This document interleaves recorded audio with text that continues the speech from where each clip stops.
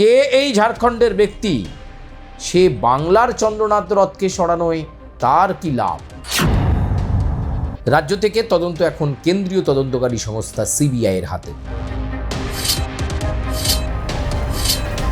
তদন্ত যত এগোচ্ছে পরতে পরতে নাটকীয়তা এবং পরতে পরতে সত্য উদ্ঘাটন হচ্ছে। যে চন্দ্রনাথ রথকে যে সরাতে হবে, এই সুপারিটা কে দিল? একাধিক চাঞ্চল্যকর তথ্য সিবিআই এর আধিকারিকরা পেয়েছেন।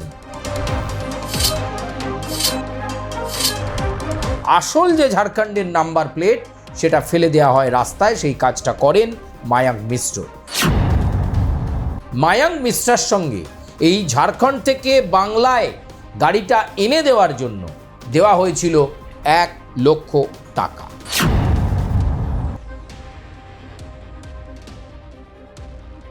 সিবিআই সূত্রে উঠে আসছে, সেই প্রভাবশালী ব্যক্তিত্ব ঝাড়খণ্ডে বসে প্ল্যান করেছিলেন। নমস্কার, আমি সুচারু। আপনাদেরকে স্বাগত জানাই দাদা দিদির রাজনীতিতে। আর দাদা দিদির রাজনীতিতে আজকে যে প্রতিবেদন আপনাদের সামনে রাখতে চলেছি, আপনারা জানেন বেশ কয়েকদিন ধরে চর্চায় এই বিষয়টা। আমাদের প্ল্যাটফর্মেও এ নিয়ে আপনারা অনেকগুলো প্রতিবেদন দেখেছেন, অনেক প্রশ্ন ঘোরাফেরা করছে, কিন্তু একটু একটু করে তদন্ত সেইভাবে এগোচ্ছে। রাজ্য থেকে তদন্ত এখন কেন্দ্রীয় তদন্তকারী সংস্থা সিবিআই এর হাতে। ইতিমধ্যেই সিবিআই 3D স্ক্যানার নিয়ে মধ্যমগ্রামের দোয়ারিয়াতে, সেখানে তারা বিভিন্ন ধরনের পরীক্ষা নিরীক্ষা করেছে। অর্থাৎ আপনারা বুঝতে পেরেছেন, শুভেন্দু অধিকারীর আপ্তসহায়ক চন্দ্রনাথ রথকে সরিয়ে দেওয়ার বিষয়ে পুঙ্খানুপুঙ্খ তদন্ত চলছে এবং তদন্ত যত এগোচ্ছে পরতে পরতে নাটকীয়তা এবং পরতে পরতে সত্য উদ্ঘাটন হচ্ছে। পরতে পরতে নানা গুরুত্বপূর্ণ তথ্য উঠে আসছে। আমরা জানি যে ইতিমধ্যেই চন্দ্রনাথ রথকে সরানোর ঘটনায় 3 জনকে গ্রেপ্তার করা হয়েছে এবং তার মধ্যে মায়াঙ্ক মিশ্রা যেমন রয়েছে, রাজ সিং রয়েছে এবং আরও একজন রয়েছে। এই 3 জনকে জিজ্ঞাসা করছেন কেন্দ্রীয় তদন্তকারী সংস্থার আধিকারিকরা, সিবিআইয়ের আধিকারিকরা, যে কিভাবে চন্দ্রনাথ রথকে সরানোর পরিকল্পনা হয়েছিল। কিন্তু মূল যে বিষয়টা এই মুহূর্তে বাংলার মানুষ জানতে চাইছেন, যে চন্দ্রনাথ রথকে যে সরাতে হবে, এই সুপারিটা কে দিল? কে দিল এই সুপারি? কার এত বড় সাহস, যেখানে শুভেন্দু অধিকারী তার ঠিক 2-2.5 দিন পরে শপথ নেবেন এবং অনেকেই আন্দাজ করছিলেন ভাবী মুখ্যমন্ত্রী, তিনি মুখ্যমন্ত্রী হতে চলেছেন, এমন সময় তার অত্যন্ত ঘনিষ্ঠ, তার ছায়াসঙ্গী বলা যেতে পারে, সেই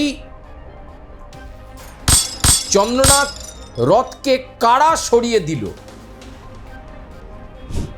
ইতিমধ্যেই মায়াঙ্ক মিশ্রাকে জিজ্ঞাসাবাদ করে, একান্তভাবে জিজ্ঞাসাবাদ করে একাধিক চাঞ্চল্যকর তথ্য সিবিআইয়ের আধিকারিকরা পেয়েছেন। মায়াঙ্ক মিশ্রাকে সিবিআইয়ের 5 আধিকারিক ম্যারাথন জিজ্ঞাসাবাদ করে জানতে পেরেছে, এই যে চন্দ্রনাথ রথের গাড়ি যখন মধ্যমগ্রামের ওই দোয়ারিয়ার রাস্তা দিয়ে যাচ্ছিল, সেই 4 চাকা গাড়ির সামনে আরেকটি নিশান যে 4 চাকা এসে দাঁড়িয়ে যায়, অর্থাৎ রাস্তাটা ব্লক করে দেয়, গাড়ির সামনে যে আরেকটা 4 চাকা গাড়ি চলে আসে, সেই গাড়িটা আনা হয়েছিল ঝাড়খণ্ড থেকে এবং ঝাড়খণ্ড থেকে বাংলায় সেই গাড়িটা চালিয়ে নিয়ে এসেছিলেন। অর্থাৎ ওই অভিশপ্ত গাড়িটা চালিয়ে নিয়ে এসেছিলেন মায়াঙ্ক মিশ্র। নাম্বার প্লেট পাল্টানো হয় এই বাংলাতেই, অর্থাৎ ঝাড়খণ্ড থেকে বাংলায় ঢোকার পর সেই গাড়ির নাম্বার প্লেট ট্যাম্পারিং করা হয় এবং শিলিগুড়ি আরটিওর একটি নাম্বার প্লেট হিসাবে লাগিয়ে দেওয়া হয় ওই নিশান গাড়িতে। আসল যে ঝাড়খণ্ডের নাম্বার প্লেট, সেটা ফেলে দেওয়া হয় রাস্তায়। সেই কাজটা করেন মায়াঙ্ক মিশ্র। এরপর ওই যে গাড়িটা, সেটা নিয়ে চলে আসা হয় বারাসাতের 11 নম্বর গেটের কাছে। তারপর গাড়ি কাউকে হস্তান্তর করেন মায়াঙ্ক, চলে যান খেতে, খাওয়া দাওয়া করে সোজা হাওড়া স্টেশন। সেখান থেকে সে অন্যত্র পালিয়ে যায়। বিনিময়ে মায়াঙ্ক মিশ্রার সঙ্গে এই ঝাড়খণ্ড থেকে বাংলায় গাড়িটা এনে দেওয়ার জন্য দেওয়া হয়েছিল 1 লক্ষ টাকা। এইখানে মায়াঙ্ক মিশ্রা একটি গুরুত্বপূর্ণ ভুল করলেন, সেটা হচ্ছে গাড়িটা যখন টোল প্লাজা এলো, ডানকুনি টোল প্লাজা, সেই টোল প্লাজাতে সে কিন্তু ইউপিআই পেমেন্ট করেছিল টোল ট্যাক্স দেওয়ার জন্য। সেই ইউপিআই সূত্র ধরেই মায়াঙ্ক মিশ্র, সেখান থেকে রাজ সিং এবং সেখান থেকে বাকি আরও একজনকে গ্রেপ্তার করে পুলিশ। সিবিআই জানাচ্ছে, সিবিআই সূত্রে খবর, এই ঘটনার নেপথ্যে চন্দ্রনাথ রথকে সরাতে আরও 3-4 জন থাকতে পারে, অর্থাৎ প্ল্যান অফ অ্যাকশনে 6 থেকে 7 জন।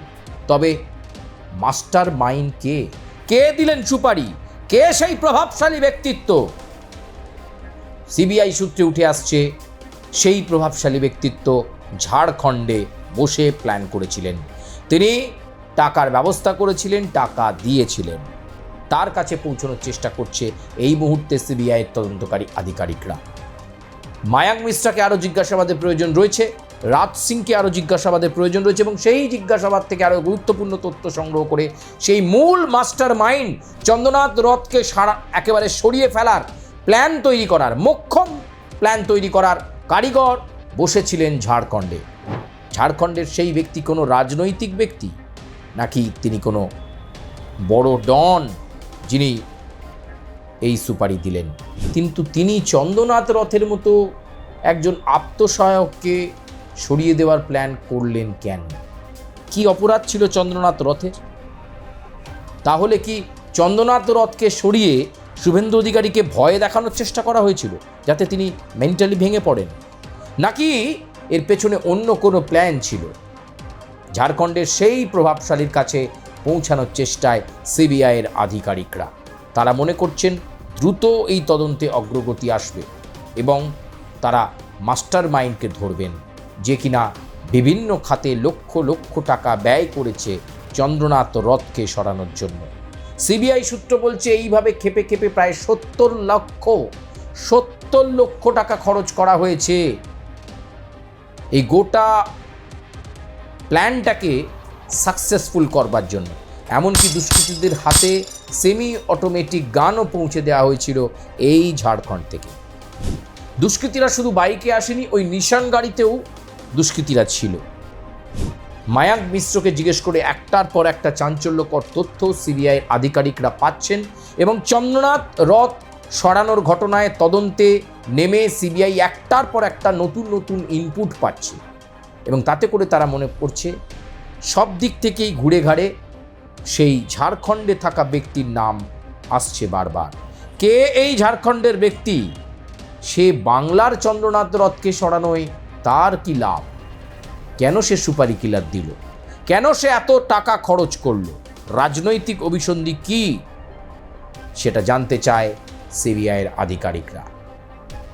তদন্ত প্রক্রিয়া এখনও দ্রুততার সাথে চলছে, এখনও স্পট ভিজিট চলছে, ফরেন্সিক রিপোর্ট, ব্যালিস্টিক রিপোর্ট এবং সেই সঙ্গে ময়না তদন্তের রিপোর্ট, এই 3টে রিপোর্টের ওপরও বেস করে সিবিআই আধিকারিকরা তদন্ত প্রক্রিয়াকে আরও এগিয়ে নিয়ে যাচ্ছে। পয়েন্ট ব্ল্যাঙ্ক রেঞ্জ থেকে গুলি করার পর, ক্লোজ প্রক্সিমিটিতে গুলি করার পর কিভাবে পালিয়ে গেলেন দুষ্কৃতীরা, সেটার যেমন পুঙ্খানুপুঙ্খ বিবরণ সিবিআইয়ের কাছে স্পষ্ট হয়ে গেছে। তবে মনে করা হচ্ছে জেরায় এই 3 জন গ্রেপ্তার হওয়া ধৃতের কাছ থেকে আরও একাধিক সূত্র এবং তথ্য মিলবে বলেই সিবিআইয়ের আধিকারিকরা মনে করছেন। সময় আরেকটু দিলেই এই কেসে, এই চন্দ্রনাথ রথ সরানোর ঘটনায় আসল মাস্টার মাইন্ড হাতের মুঠোয় চলে আসবে বলে মনে করছেন সিবিআইয়ের শীর্ষ কর্তারা। দাদা দিদির রাজনীতি আজকের মতো এ পর্যন্তই। আপনাদের সঙ্গে আবার দাদা দিদির রাজনীতি নিয়ে পরবর্তী প্রতিবেদনে দেখা হচ্ছে। তবে আপনারা আপনাদের সুচিন্তিত মতামত জানাবেন, কমেন্ট করবেন, সাবস্ক্রাইব করবেন, লাইক করবেন এবং বেল আইকনে প্রেস করতে ভুলবেন না। ধন্যবাদ।